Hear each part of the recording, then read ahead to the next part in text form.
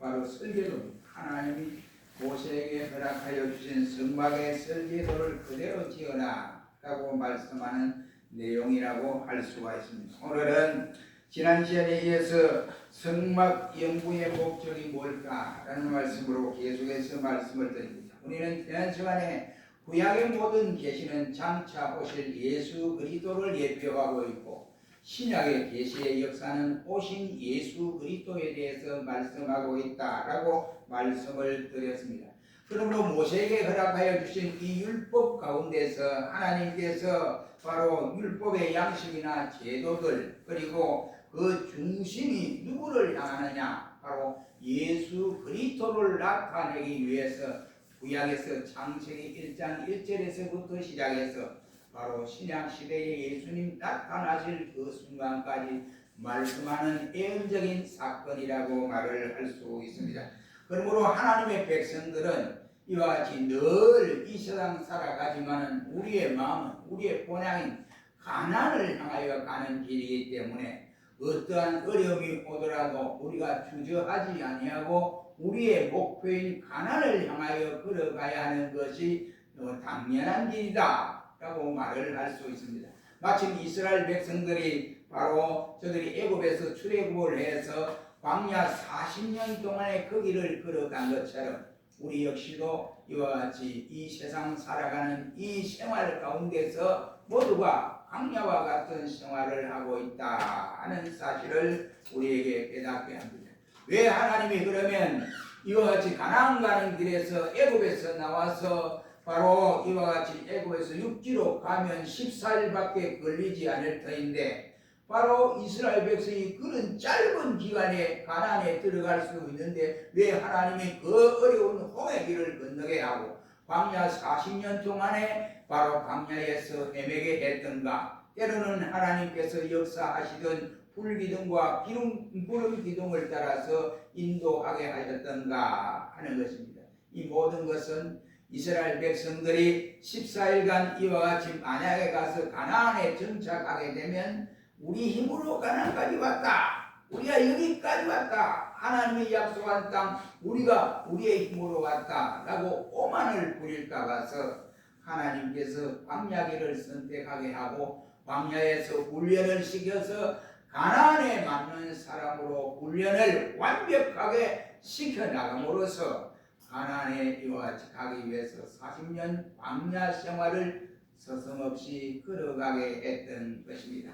이 광야 생활을 보더라도 우리가 오늘날 이 세상에 살아가는 천국 가는 이 길에서 세상에서 온갖 이와 같은 통상적인 어려움을 겪는 이러한 모습이 이스라엘 백성들의 바로 행보였다 하는 것을 우리가 느끼게 됩니다. 그러므로 하나님께서 광야길에서 모세를 통해서 성막을 지으라고 설계도를 그에게 허락하여 주었고, 모세는 그 설계도에 의해서 하나도 빠짐없이 자기의 의견을 추가하지 아니하고 하나님이 주시는 설계도 성막을 가지고 그대로 실행에 옮긴 모습을 볼 수 있습니다. 그때 모세는 말하기를, 하나님이여, 이 광야 이와 같이 사막길에서 우리가 무엇이 있어서 이와 같이 성막의 금으로 또 동으로 이렇게 만들 수 있겠습니까? 라고 했더니 백성들에게 구하기만 구해라. 그러면 내가 애굽에서 저들이 출애굽을 할 때 애굽 사람들이 가졌던 금은 보화 모든 물품들을 이스라엘의 백성들에게 가져오라고 했지 않느냐. 그래서 저들 주인들에게 내놔라 하면 자동적으로 저들이 금도 주고 은도 주고 구리도 주고 또한 좋은 배실들도 줄 것이다 라고 했으니 그렇게 해라 라고 했습니다. 그래서 모세가 그 성막의 설계도를 백성들 앞에 보여주면서 하나님이 내게 40일간 금식 기도를 하고 난 다음에 성막을 세우라고 이런 지표를 내렸다 라고 말을 하면서, 백성들이여, 이제 성막을 지을 수 있는 금도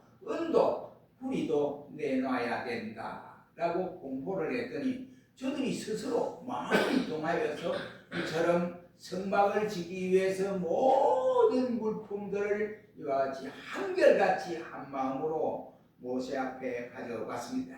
그때에 이와 같이 모세 앞에 가져갈 때 아론과 여호수아가 보니까 너무나 물품이 너무 많아요. 성막을 짓고도 남는 이런 상황에 처해 있었습니다. 그래서 이스라엘 백성들을 향하여 백성들아 더 이상 가져오지 않아도 된다라고 명령을 하고 모세가 가져왔던 이와 같은 모든 물품들을 가지고 하나님이 말씀하신 대로 성막을 그대로 지어 나갔던 모습을 볼 수 있습니다. 그러므로 이 성막은 하나님 나라가 이 땅에 실현되기 위하여 신약에 오실 메시아 예수 그리스도를 나타내주는 사건이라고 말을 할 수가 있습니다.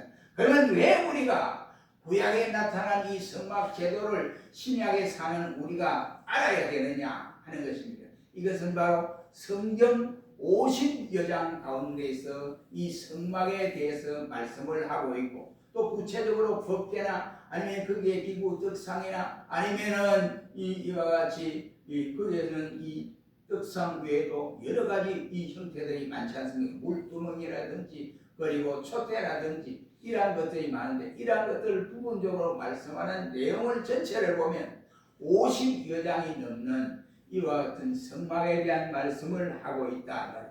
신약에 사는 신자가 이 50여 장에 대한 성막에 대해서 알지를 못하면 성막에 대해서뿐만 아니라 성경에 대해서 이해를 할 수 없는 또 교회관을 알 수도 없는 구원관을 알 수도 없고 기독관을 알 수도 없고 교회관과 봉사관을 알 수 없는 이런 처지이기 때문에 우리에게 성막에 대해서 친히 알아야 할 필요를 느끼게 된다는 말씀이 되겠습니다. 그리고 이 성막은 누구를 말하느냐? 예수 그리스도에 대한 바로 모형이기도 하다고 말씀을 하고 있습니다. 그러므로 우리 성경의 주인은 예수님입니다. 또 구약에 오실 메시아에 대한 예언이고 신약에 오신 메시아에 대해서 기록하여 두는 것이 바로 성막에 대해서 우리에게 알려주고 있습니다. 이 성막의 모든 기구들은 예수 그리스도의 삶과 사명 그리고 전생애를 말씀해주는 중요한 진리이기 때문에 그러한 것입니다. 그러므로 성경의 주제는 예수님이고 복음도 예수님에 대해서 말씀을 하고 교회의 중심도 예수님이 되는 것이고 성막의 중심도 예수 그리스도임을 알려주는 말씀입니다. 히브리서 10장 29절 이하의 말씀에 말하길 분명히 19절로 20절 말씀에도 형제들아 우리가 예수의 피를 힘입어 성소에 들어갈 감력을 얻었나니 그 길은 우리를 위하여 장막 가운데 열어 놓으신 새롭고 산 길이요 장막은 곧 저희의 육체니라 말씀을 해주고 있으면서 예수님에 대해서 말씀하고 있음을 말씀하고 있습니다. 그러므로 우리는 지난 시간에 이 같은 말씀을 이와 같이 전했고 또 성막의 전체를 보면 이제 그게 동편문을 지나서 번제단을 지나서 물두멍을 들어가서 이제 성소와 지성소와 구분이 되었는데 거기에 예물을 드리는데 일반 사람은 지성소에 들어갈 수 없습니다. 성소에도 들어갈 수 없습니다. 그러니까 어디 들어가느냐? 일반 사람들은 바로 성전 뜰까지는 들어갑니다. 거기에 들어가서 자기가 가지고 온 양들, 부자는 소를 가지고 또 가난한 중간 정도 사는 사람들은 또 송아지 아니면 또 못 사는 사람들은 염소 그 다음에 그보다 더 아주 가난한 사람들은 산에 가서 산 비둘기를 잡아서 번제로 드리도록 이렇게 말씀하고 있는 모습을 볼 수 있습니다. 그러므로 그것이 번제단에서 이루어져서 번제를 통해서 제사장이 번제를 드림으로 이와 같은 모든 절차들이 하나님의 은혜 가운데 말씀을 하는데 그 중심은 예수 그리스도를 상징해 주고 있음을 볼 수 있습니다. 그러므로 성막에 들어가기 전에 먼저 문이 하나 있습니다. 문이 있는데 이것을 일러서 우리는 동편문이라고 말을 합니다. 이 동편문이 뭐 동쪽에 서너 개 있는 것도 아니고 단 하나밖에 없는 문이라고 할 수 있습니다. 이스라엘 백성들이 제물을 이끌고 성소들에 들어가기 위해서는 반드시 이 동편문을 통과하지 아니하고는 들어갈 수가 없습니다. 우리가 이제 구체적으로 말을 할 때 동편문에 대해서 어떤 교훈을 우리에게 주고 있는가 하는 것을 구체적으로 말씀을 드릴 터이고, 오늘은 서론적이니까 그냥 동편문이 있다 이런 것만 알고 그 동편문을 들어가야만이 하나님 앞에 온전한 제사를 드릴 수 있다고 하는 사실을 우리에게 알려주고 있습니다. 그렇다고 한다면 오늘날 아무나 교회 올 수 있습니까? 없어요. 아무나 교회 못 옵니다. 그러니까 제가 아는 장로님 한 분이 한국에 있을 때 우리 교회를 이제 막 저것도 하고 이렇게 공사하고 이러신 분인데, 그 장로님 제가 너무 잘 아는 이런 장로님. 그 장로님이 이제 대구에 사시는데 그 공사 때문에 못 가고 이제 우리 교회 새벽기도를 나오고 이렇게 주일은 본교회 가고 이렇게 수요일도 우리 교회 나와서 예배를 드려요. 이 장로님 하시는 말씀이, 목사님 내가요 예수 믿자, 내일은 주일이니까 내가 너희들 평소에 하루 일당의 배를 줄 테니까, 그때는 일당 10만 원이었습니다. 그래 10만 원인데 20만 원을 줄게, 너희 교회 나오느라. 이랬더니 대답을 안 하더라는 거예요. 여러분 20만 원이 그 시대에 적은 액수가 아니거든요. 엄청난 거예요. 자기 일당의 배를 주는 거예요. 교회만 나오면 내가 20만 원을 주겠다 이런데도 대답을 안 하더라고요. 그래서 장로님, 우리가 복음을 전하는 데는 선이 없지만 계속 증거해야 되지만 그 마음 가운데 성령에 인도하지 아니하면 그들이 어느 철없는 사람이라도 교회에 올 수가 없습니다. 그러니 성령의 인도 받아야 교회에 들어올 수 있습니다. 동편문에 이것이 2개 있는 것이 아니고 3개 있는 것이 아닙니다. 딱 하나밖에 없습니다. 그러니까 그 동편문을 들어와야만이 제사장에게 짐승을 잡아서 자기의 죄를 구하고 사죄할 수 있는 길이 열려지는 것처럼 우리 모두가 교회에 함부로 오지는 않습니다. 성령의 인도 따라 교회에 들어올 수가 있다 하는 사실을 깨닫게 되고, 그들의 심령 속에 예수님의 피의 공로를 의지하지 아니하고는 절대로 입술을 열어 나의 주님, 나의 구주십니다 라고 고백하는 사람이 될 수가 없다고 하는 사실입니다. 그래서 마가복음 15장 37절로 38절 말씀에는 예수께서 큰 소리를 지르며 운명하시다 라고 말씀을 하면서, 이에 성소가 예루살렘 성전입니다. 예수님이 운명하실 때에 예루살렘 성전의 교회가 휘장이 위에서부터 아래로 찢어지는 모습이 되어졌다고 했습니다. 그때에 율법학자들이 말하기를, 야, 저분이 바로 우리의 메시아였다. 바리새인과 서기관들이 선두가 되어서 예수님을 이와 같이 십자가에 못 박아 죽이려고 제사장들이 그렇게 했는데 저분이 바로 우리의 메시아였다. 그 증거가 예루살렘 성전이 위에서부터 아래로 휘장이 찢어지는 모습을 보지 않겠느냐. 그분이 바로 메시아 예수님이었다 라고 단복을 했던 모습을 볼 수 있습니다. 우리가 성소를 보면 성소와 지성소가 구별이 되어 있는데 바로 성소와 지성소 사이에 아무나 들어갈 수 없습니다. 제사장이라고 해서 지성소에 들어갈 수 없습니다. 그 제사장이 들어가는 것이 아니라 그곳은 그 제사장들 가운데 대제사장이라고 하는 한 사람이 이와 같이 제비를 뽑아서 제비에 당선된 사람만이 바로 지성소에까지 들어갈 수 있습니다. 그래서 그 사이에는 휘장이 씌워져 있음을 볼 수 있습니다.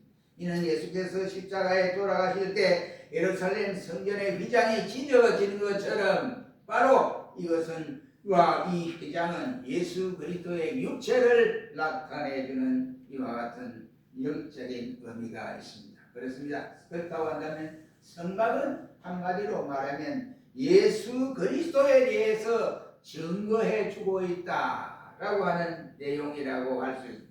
그리고 왜 우리가 신약 시대에 사는 성도가 구약에 나타난 이 성막을 알아야 할까? 이것은 성막은 하나님을 만나는 정확한 약도라 이러는. 그리고 우리가 이 세상에 살아가는데 주님을 만나는 정확한 약도가 바로 이 성막이다 라고 말을 할 수가 있습니다. 우리 서론에서도 말씀을 드렸습니다만 성막의 기구들을 통해서 이것은 모두가 예수님의 삶과 사명에 대해서 보여주고 있고, 또 한마디로 말하면 이 모든 것이 바로 복음이다 라고 말을 할 수 있습니다. 성막 안에서 예수님을 만나면 예수님과 함께 계신 하나님을 정확하게 만나게 됩니다. 우리가 약도가 있는데 그 약도가 정확하지 않으면 우리가 길을 가는데도 엄청난 힘들고 어렵습니다. 대단히 힘든 길을 걸어가야 돼요. 차를 몰고 가더라도 여러분 내비게이션이 제대로 딱 작동을 하지 않아서 마음이 넘도록 밖으로 막 뱅뱅이 돌아서 막 돌고 결국은 나중에 시간이 걸려서 그 목적지에 도착은 합니다만은 대단히 힘들고 어려운 곳을 찾아가야 하는 이와 같은 모습을 볼 수가 있습니다. 그러므로 예를 많이 먹어야 된다. 그러므로 약도가 정확해야 한다. 이런 말입니다.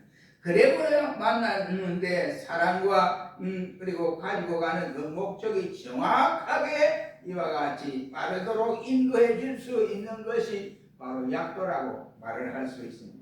성막은 곧 예수님을 만나게 해주는 약도이고, 그리고 하나님을 만나게 하는 정확한 약도가 바로 성막이라고 말을 할 수 있습니다. 그럼 왜 구약시대의 이 성막을 신약시대에 사는 우리가 이와 같이 알아야 할까? 그것은 영적 총합 진단과 치유를 받기 위해서 그러한 것입니다.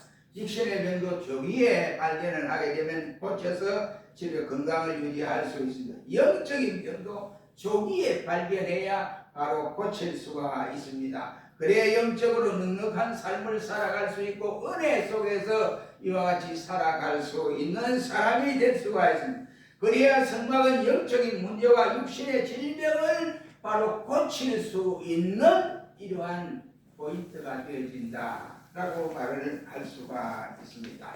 여러분, 성막에 보면 저희 짓고 구름 기둥과 불 기둥의 인도 따라서 성막을 철수하는데 각 지파별로 다 분할이 되어 있습니다.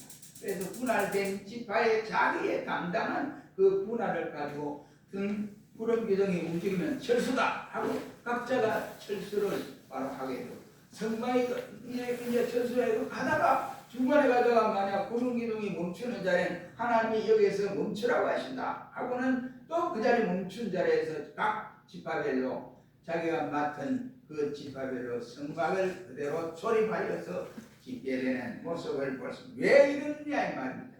이렇게 하는 이유는 저들이 이와 같이 영적 진단의 장소가 성막을 통해서 이루어진다라는 사실. 그리고 성막에는 이와 같이 번제단이나 물두멍, 금촛대, 분향단, 떡상자, 그리고 법궤, 에봇, 그리고 그 외에도 각종 제사법 등이 나타나 있는 이것은 오늘의 내가 바로 예수 그리스도를 만나고 내 영적 삶을 진단하기 위한 진단과 같다, 바로 병원과 같다라고 말을 할 수 있습니다.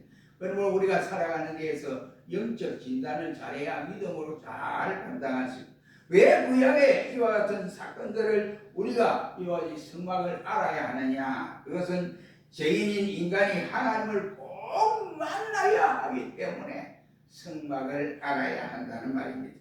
인간의 최고의 영광과 축복은 하나님을 만나는 것입니다. 다시 말해서 예수 그리스도를 만나는 것이 바로 영광과 축복이라고 할 수 있습니다. 반대로 가장 불행한 인생은 버림받는 인생이 아닌가라고 생각이 되어집니다. 그 버림받는 인생은 예수님께 버림받는 인생이 참 불쌍한, 바로 유다와 같은 인생, 참 불쌍한 인생이 아닐까 생각합니다. 그리고 모세를 통하여 이스라엘 백성이 바로 인도하다가 시내산 맞은편까지 왔습니다. 그 전에 모세가 백성들이 하도 과물 지르고 모세를 못 살게 하니까 괴롭히니까 모세가 하나님이여, 저 백성들이 나를 이와 같이 죽이려고 합니다. 어떻게 하면 좋겠습니까? 그러니까 모세야, 걱정하지 말고 그 백성을 시내산까지 끌고 오너라, 인도에 오너라, 내가 알아서 하마 이랬습니다. 그래서 시내산까지 끌고 온 그 백성이 모세를 원망하고 대들었던 모든 사람들은 땅이 갈라져서 그 자리에서 파묻혀 죽게 되는 이와 같은 모습들을 볼 수가 있게 됩니다. 그러므로 우리가 이와 같이 하나님을 만나는 이와 같은 장소가 성막이기 때문에 성막에 대해서 우리가 잘 알아야 된다. 이런 것. 그러므로 하나님 앞에 버림받는 인생이 가장 불쌍한 인생이 아닌가 생각. 우리가 이 세상에도 그렇지 않습니까? 요즘 정치판이 하이면 잘라내요. 그래서 누구에게 버림받는 사람, 정치인들 가운데 백성들에게 버림받는 국회의원 얼마나 처절하겠습니까? 여러분 얼마나 괴로운 일이냐 이 말이에요. 우리 가정사로도 마찬가지라고 말했습니다. 버림받는 검찰, 버림받는 지도자, 버림받는 가족들을 생각해 보십시오. 얼마나 괴롭고 힘든 일이고 비극 중에 비극이 아닌가 이란 말입니다.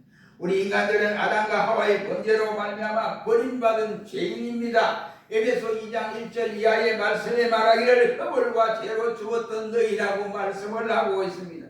이 죄 문제를 해결하려면 누구를 만나야 되느냐? 예수님을 만나지 않으면 해결할 방법이 없음을 말씀하고 있습니다. 우리 이 시간에 찬송가 417장 한번 불러봅니다. 417장. 그 찬송 속에는 기가 막힌 은혜가 담겨져 있습니다. 417장.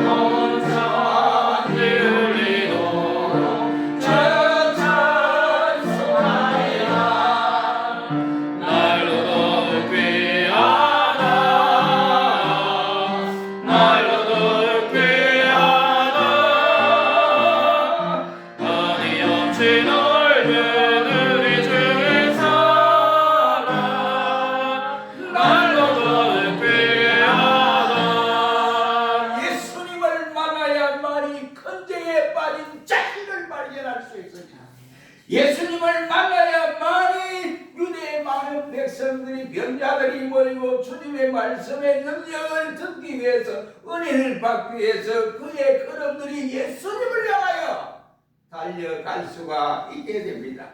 예수님을 만나지 아니하면 눈먼 백성이 병자들이 골칠 수가 없는 상태에 이르게 됩니다.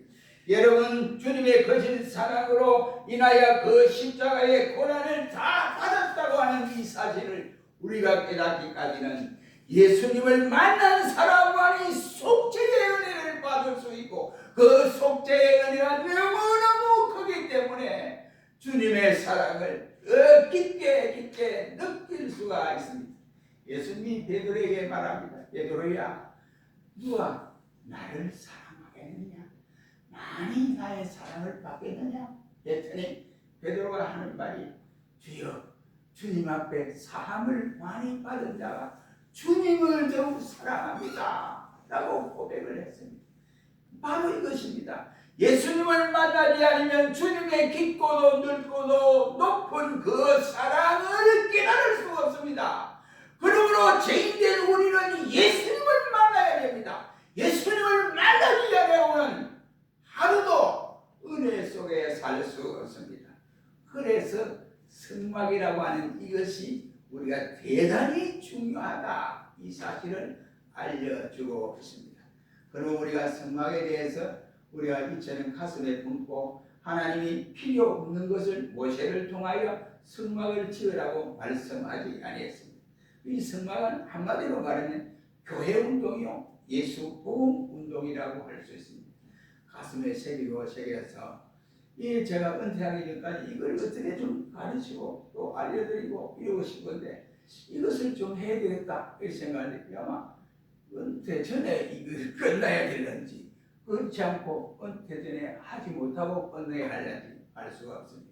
예. 성막을 그리워하는 것이 교회를 그리워하는 것입니다. 우리 모두 가슴에 안고 교회를 그리워하고 예수님을 그리워하고 만나는 이러한 역사가 순간순간에 이루어지기를 주의 이름으로 축원합니다. 기도하겠습니다.